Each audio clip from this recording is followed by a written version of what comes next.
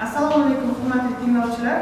Biotexnologiya asoslari fanidan 12-mavzu tibbiyotda biotexnologiyaning tutgan o'rni. Demak, bu mavzuni quyidagi reja asosida ko'rib chiqamiz. Immunologik tashxis, gormonlar ishlab chiqarish va meditsinada qo'llash, fermentlarda tibbiyotda foydalanish. Immunologik analiz, radioimmunologik analiz klinik meditsina ko'pgina tarmoqlariga va fanga chuqur ta'sir ko'rsatadi. Bu usul yordamida juda kam miqdordagi moddalarni radioaktiv izotop bilan nishonlangan antigenni oshib borayotgan miqdordagi nishonlanmagan, sinalayotgan yoki standart antigen bilan siqib chiqarish yo'li bilan aniqlanadi. Ayniqsa endokrinologiyada yuqori samara beradi. Chunki gormonlar miqdori ko'p emas. Shuning uchun biologik usulda uni aniqlash uzoq vaqt talab qiladi. Analiz qilinayotgan moddalar ba'zida analizdan tashqari sharoitda turg'un bo'lmaydi. Analiz qilinganda uning konsentratsiyasini oshirish zarur bo'ladi. Bundan tashqari tarkibida yot moddalar tutib, ular o'rganilayotgan gormonga o'xshash biologik aktivlikka ega bo'lishi mumkin. Masalan, insulinsimon o'sish faktorlari somatomedinlarni biologik usul yordamida aniqlash mumkin, ammo ular insulinga qarshi antizardoblar bilan aktivlanmaydi. Yomon sifatli o'smalarga tashxis qo'yish. Bir qancha o'ziga xos shish markerlari ma'lum. Ular muvaffaqiyat bilan tashxis qo'yishda va shishning tarqalishini aniqlashda, shuningdek oldindan bashorat qilishda foydalaniladi. Ulardan ayrimlari qonda topildi, boshqalarini shishlarning preparatlaridan topilmoqda. Masalan, alfa fetoprotein embrionning zardobida eng muhim oqsil hisoblanadi. Uning miqdori hayotining birinchi yili davomida kamayadi. RIA usuli yordamida plazma tarkibidagi alfa fetoprotein miqdori aniqlanganda quyidagi ma'lum bo'ldi. Demak, gepatoma, jigar saratoni va tuxumdonlar raki teratoma bilan og'rigan teri saratoni kasallarda uning miqdori oshib borar ekan. Insonning yomon sifatli melanomasi hujayrasiga antitelalar ajratilgan bo'lib, ular insonning normal teri hujayralari bilan chorrahali reaksiya bermaydi. Radioaktiv va fluorescent nishonlarni shishlarga xos antitelalarga kiritish metastazani aniqlash va davolash davomida shishlarning birlamchi baholashini imkon beradi. Demak, gormonlarni ishlab chiqarish va qo'llash an'anaviy kimyoviy o'zgarishlar bilan bir qatorda biokonversiyaning qo'llanilayotgan usullari ko'plab steroidlarni oddiy va arzon usullar bilan olish imkonini beradi. Shu tufayli deksametazon, testosteron, estradioldan bugungi kunda klinikada keng foydalaniladi. Ilgari ko'p bosqichli va qimmatli bo'lgan kimyoviy reaksiyalar orqali amalga oshiriladigan dori moddalar sintezining alohida jarayonlarida hozir mikroorganizmlardan foydalaniladi.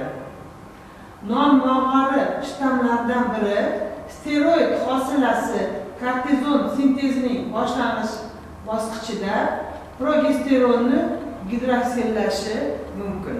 Demak, insulin Yevropaning 1-2% aholisi qandli diabet kasalligi bilan kasallangan. Bu kasallarning 20% insulin olmasdan yashay olmaydi. Qandli diabet kasalliklarini davolash bo'yicha birinchi tajriba ishlari 1922-yilda boshlangan bo'lib, bu gormonni hayvonlar, ya'ni qoramol yoki cho'chqalarning oshqozon osti bezidan ajratilgan. Hayvonlarning insulini aminokislotalar izchilligi bo'yicha insonlarning aminokislotalar izchilligidan bir oz farq qiladi. Ayniqsa, cho'chqa insulini inson insulini tarkibiga o'xshash bo'lib, B zanjiridagi S uchidagi treanin o'rniga alanin joylashgan. Qoramol va inson insulini esa 3 ta aminokislotalar qoldig'i bilan farq qiladi. Bu kasallarning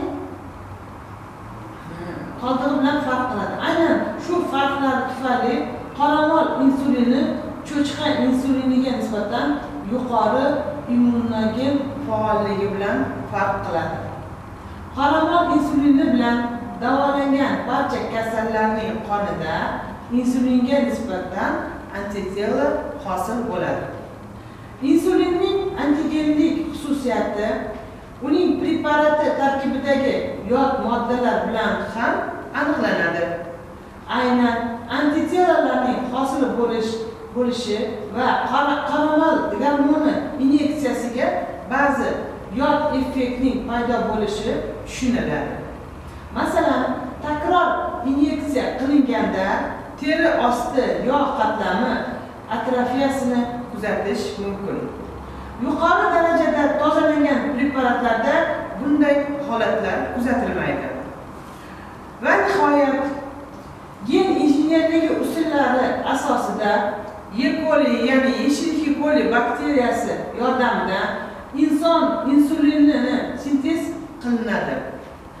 E. coli yordamida olingan insulin insonlarda sinalgan birinchi gen injenerligi oqsili hisoblanadi.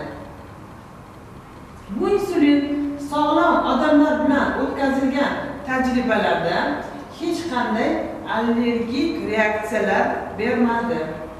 Teri tagiga yoki venaga yuborilganda qonning tarkibidagi glyukoza miqdori kamayib bordi. Bundan tashqari, klinik sinovlar o'tkazilib, metabolizmning o'zgarishi va immunologik effektlari ham o'rganilgan. Hozirgi kunda insulinni butun dunyo diabetiklari qabul qiladi. Interferonlar oqsil guruhi bo'lib, virus bilan zararlangan hujayralar moddalarini o'rganish va vaqtida topilgan.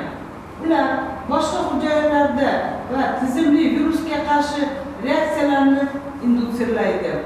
Bundan tashqari, interferonlar ikkita muhim xususiyatga ega.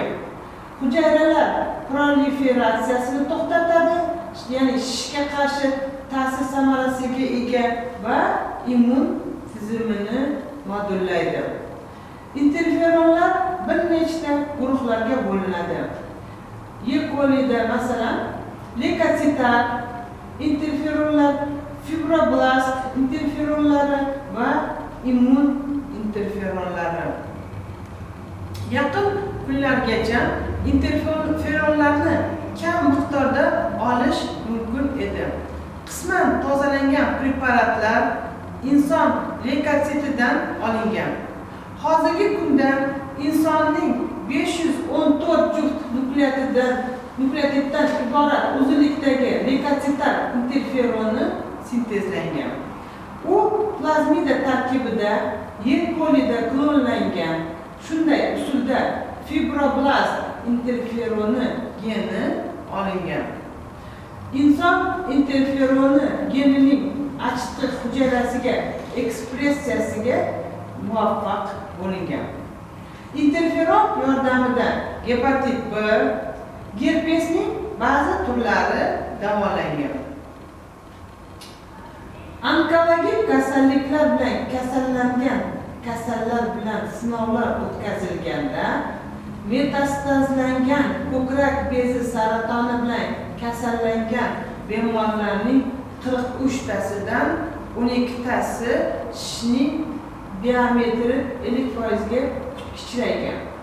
Ammo interferonning onkologik shishlarga ta'siri oxirigacha o'rganilmagan.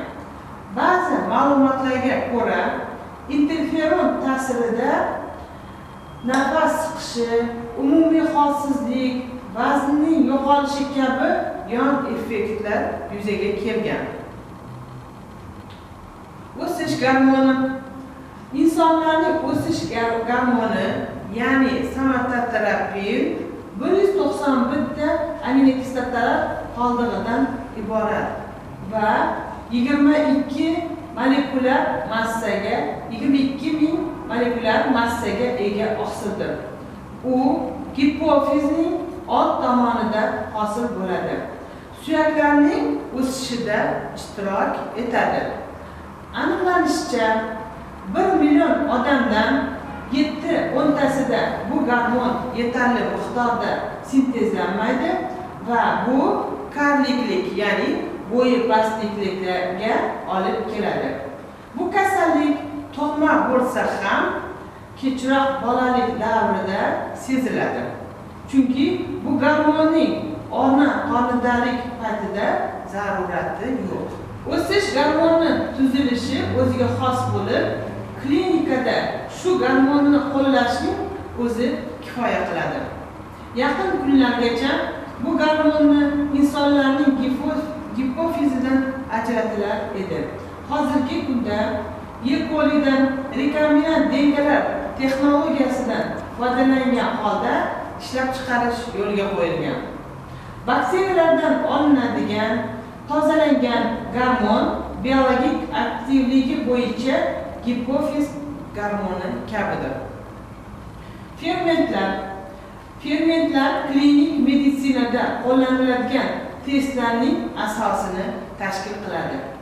Ular zamonaviy klinikalardagi biokimiya laboratoriyalarida o'tkaziladigan organizm suyuqligini avtomatlashtirilgan analizi va biokimyoviy izlanishlarida qo'llaniladi. Bunday fermentlarga misol qilib glyukoksidaza, geksokinaza, esteraza, alkogol dehidrogenazalarni olish mumkin. Biotexnologiyadagi yangi yo'nalishlardan biri enzimologik injineriya, ximiya va biologiya fanlari asosida paydo bo'lib, oqsil fermentlarning strukturasi va sintezini, funksiyasi, mexanizmi va aktivligini boshqarishni o'rganishning zamonaviy usullarining rivojlanishiga olib keldi. Uning vazifalari: fermentlar ajratish usullarini takomillashtirish, ularni turg'unligini oshirish, ularni immobillash, zaruriy xususiyatga ega bo'lgan katalizatorlar